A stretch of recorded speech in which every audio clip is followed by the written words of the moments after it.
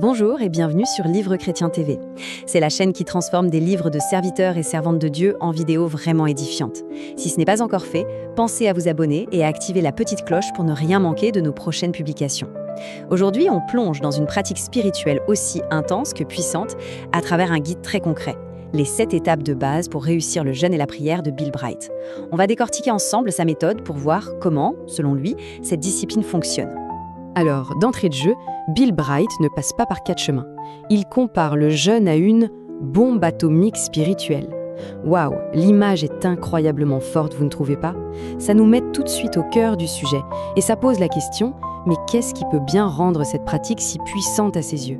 Pour bien comprendre sa méthode, on va suivre son cheminement, qui est très logique. On va d'abord voir le pourquoi du jeûne, ensuite comment bien s'y préparer, puis que faire pendant, comment le terminer correctement, c'est super important, et enfin ce qu'on peut espérer en retirer. C'est une vraie feuille de route pour ne pas se perdre. Allez, on attaque. La première étape, et c'est sans doute la plus fondamentale de toutes, définir son objectif.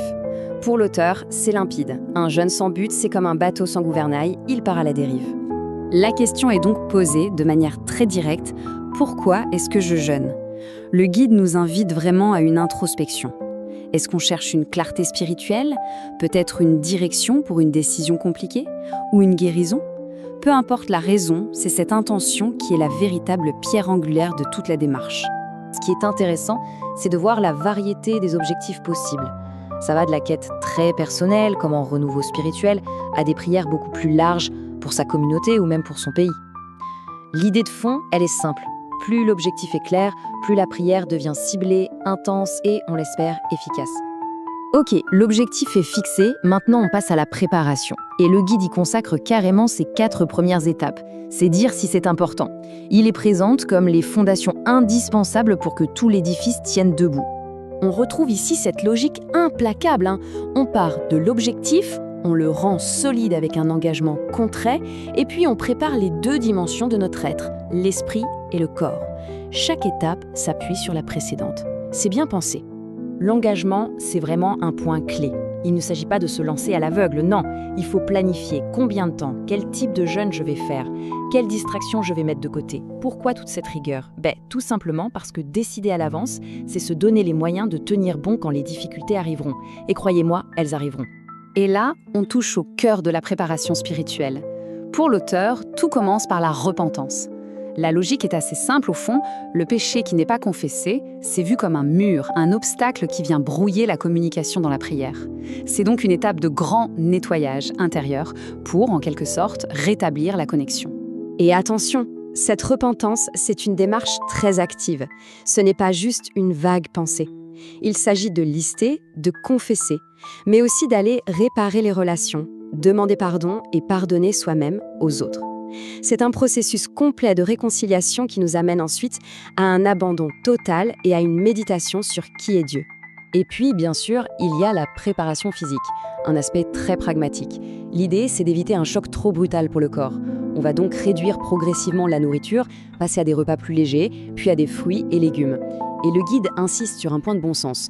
Il est sage de consulter un médecin avant, surtout si on a des conditions médicales particulières. Voilà, la préparation est terminée. On entre maintenant dans la phase active du jeûne. L'étape numéro 5 se concentre sur comment organiser concrètement et spirituellement cette période si particulière. Alors, soyons réalistes. Le corps et l'esprit vont réagir. On peut avoir des maux de tête, la faim qui tiraille, une certaine irritabilité. C'est tout à fait normal. Le guide est très clair là-dessus, les 2 ou 3 premiers jours sont souvent les plus durs. La clé, c'est donc d'anticiper ces difficultés et de s'accorder du repos. Pour garder le cap spirituel et ne pas se laisser déborder, une routine est proposée. L'idée est simple, on remplace le temps des repas par des temps spirituels. Le matin est donc consacré à la louange, à la lecture, à la prière.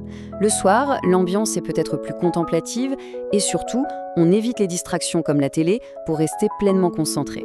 Pour un jeûne au jus, par exemple, le guide donne un emploi du temps très structuré pour ne pas faire n'importe quoi. On voit qu'on alterne jus de fruits dilués, jus de légumes, tisane, bouillon. C'est une manière de soutenir le corps tout au long de la journée et de bien rythmer sa pratique. On arrive à une étape souvent sous-estimée, et pourtant, elle est absolument essentielle. La rupture du jeûne. La manière dont on recommence à manger est tout aussi importante que le jeûne lui-même. Ici, le mot d'ordre, c'est progressif. On y va doucement. Réintroduire des aliments solides trop vite, ce serait un vrai choc pour le système digestif. Le guide propose donc un plan sur plusieurs jours. On commence avec des fruits gorgés d'eau, puis une simple salade, ensuite un légume cuit. C'est une approche très douce, très respectueuse du corps, qui sort de cette période intense. Et maintenant, la question que beaucoup se posent. Après tout ce processus, quels sont les résultats attendus? C'est la 7e et dernière étape de notre parcours. Si toute la démarche a été menée avec sincérité, l'auteur décrit une série de bénéfices vraiment profonds.